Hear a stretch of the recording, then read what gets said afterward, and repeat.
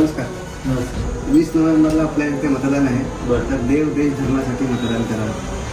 देश तर ठीक आहे, पण जीवन धर्म राजकारण करून आला तुमचं काम कधी त्याला मी मतदान करणार. बरोबर आहे तुमचं, पण देव आणि धर्म कधीच मध्ये येत नाही, पण मजहब नेहमीच मध्ये येतो. म्हणूनच भारताचे तुकडे झाले आणि पाकिस्तान व बांगलादेशची निर्मिती. भारताला भारतच ठेवायचा असेल तर यावेळेस देव व धर्म मध्ये आणावाच लागेल. राजकारणात धर्म नको तर विशिष्ट धर्मासाठी वक्फ बोर्ड कायदा आणि मुस्लिम पर्सनल लॉ कशाला.